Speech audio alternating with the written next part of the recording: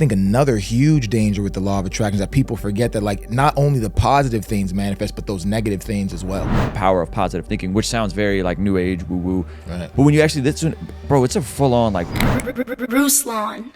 You mentioned something interesting where you talk about the law of attraction, but what you point out that's super important, and I think people can get disillusioned and have gotten. I've had family members get disillusioned, and it's not just law of attraction. It's also in faith-based circles where like speak it, your words are your worlds, think it, your thoughts are things. Right. The dangerous part is that if you don't have the work ethic, right, you can visualize anything you want. Exactly. But if you're not willing to go and do the hard grunt work of showing up 5 a.m. and all that kind of stuff, so there's almost. It's almost like, yes, your thoughts mean things. It's important what you think, and you know, if you believe and you're positive, it's gonna help. But that's not that in and of itself isn't it. You have to actually then have the bandwidth to go do everything you did and express it. And so you are maniacal at this point. And I relate to it because this was like 8th, 9th grade. I had a crazy upbringing, got arrested. Oh shit. As a kid, like really, really, really bad. And when I moved out here in Vista, 8th grade, I was that. It was like, 8th grade, you moved out here. Yeah, I moved out here every day, basketball. Like I already smoked, drank, did all the stuff out there.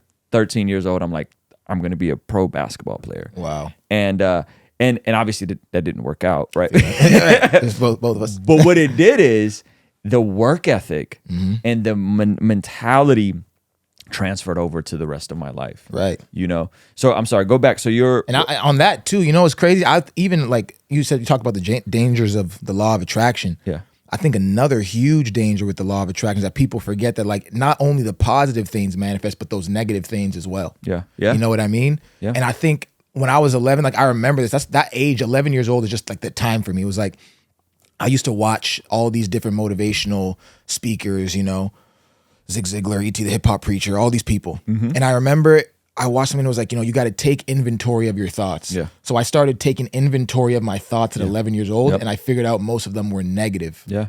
Yeah. You know what I mean? Yeah. So I had to change that first. You're a very self-aware 11-year-old. I tell people all the time, if they could just, that's why, like one thing about music, I was like, man, if a kid starts listening to my stuff at a young age, they're already far ahead. So it's like, I was lucky enough to find that at 11. So I got a head start on a lot of people. The interesting thing you mentioned about Zig Ziglar and E.T. is that in a lot of this stuff, so there's like kind of wonky stuff in that world, but then there's also stuff that Zig Ziglar, E.T., the guy that actually wrote The Power of Positive Thinking, which is like one of the first ones, these were all people of faith. Right. I met E.T. not too long ago. He's about to come on the pod, hopefully soon.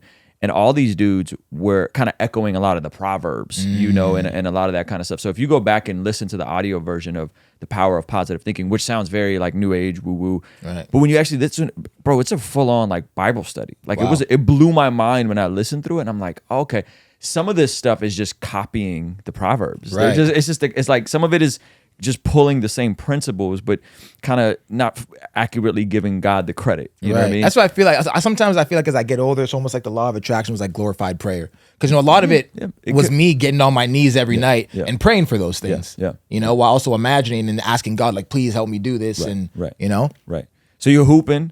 I'm hooping. And you make it to this Christian prep school. Yeah. Now, did that have, obviously your mother's a person of faith. Right.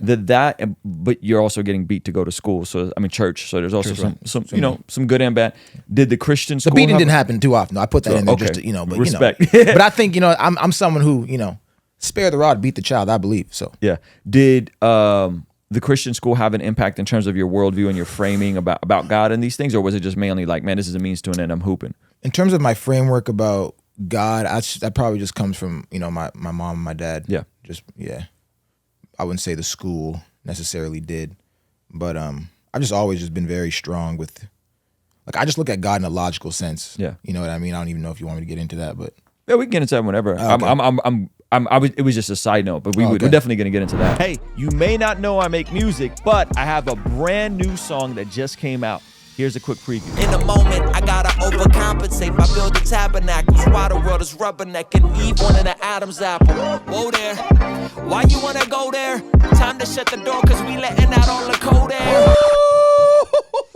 Yo, Double R back, baby. It's not for Rolls Royce, it's for Rap Ruslan. Let's get it. So hit the link in the description or go to RuslanToTheMoon.com to stream, now. I'll see you over there. Why you wanna go there? So yeah, I'm there, but yeah, the school definitely. I mean, at Sunrise Christian Academy, we had Bible study every day. You know, on Sunday there was the chapel that we went. Dr. Linstead, who's a genius. I was just with him a couple weeks ago when I was filming To Be a Man. Yeah, it's just it's a crazy school, man. And now they're turning out D1 talent like a machine. Yeah. So I go from there. At the end of that year, didn't have any offers as well. Coach Kyle calls Dan Russell on the phone. He was at Casper College. He said, hey, I got this player for you, because I led the team in scoring the second team. And then I get the last scholarship to Casper College. Didn't even recruit me or anything like that. It was a junior college. And they had this guy who had a scholarship from Mexico, but he had already played pro, so he lost his eligibility because he was already making money. So I literally got that last scholarship. Wow, okay. So I was like lucky. It was either that or go back to Canada. And you a guard at this point, point guard? Yeah, I was a combo guard. Got you. Like if I was 6'4", Yeah. You've been 2, 3. I don't even think I'd be sitting here right now if I was 6'4", 6'5". Yeah. But I was like 6'2". Genetics, man. God's plan, right?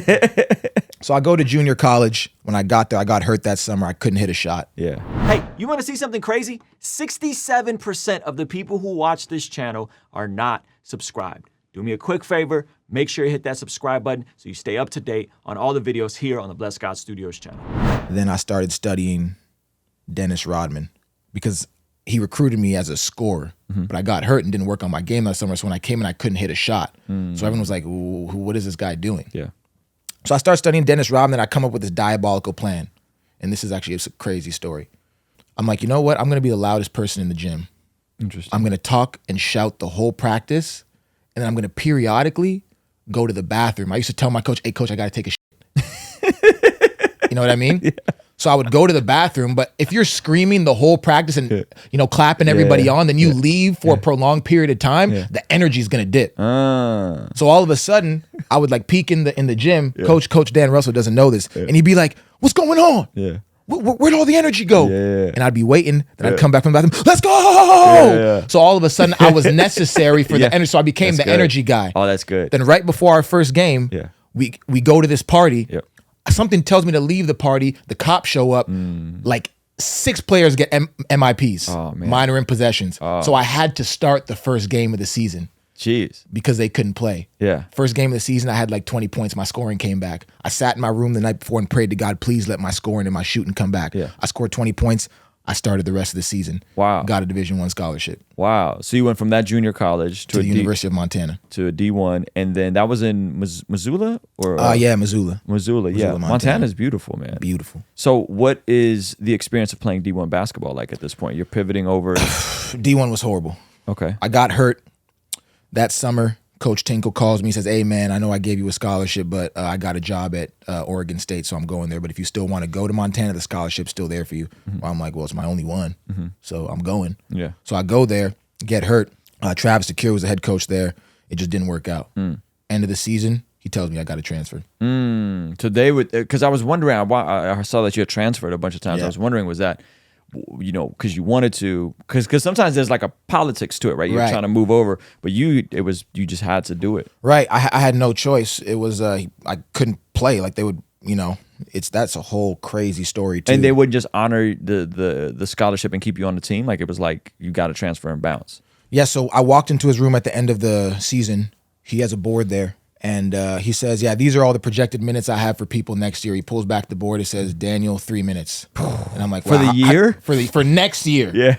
I'm like, wow. So I'm like, so you put a cap on my potential without even knowing. Mind you, they wouldn't even give me playing time. And by the end of the year, I was killing in practice and all this stuff. And I got hurt, blah, blah, blah. How did you get hurt? Because I'm hearing it was my lower back. Lower back, okay. Yeah, I tore a muscle in my lower back. It happened in high school, then it happened again. And my thing, I was like this. Like I'm not gonna baby any situation. Sure. So if I'm hurt, I'm not about to be.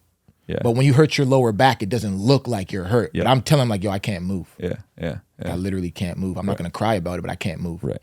And they're like, well, you look fine. I'm like, I can't move. You know. So that was that. Streams, a discount for our merch store, and exclusive access to our private Discord server. It's only $5 a month. The link for Patreon is in the description of this video, as well as the pinned comment below. Again, hit the link in the description, sign up now, and I'll see you over there, all right? Peace.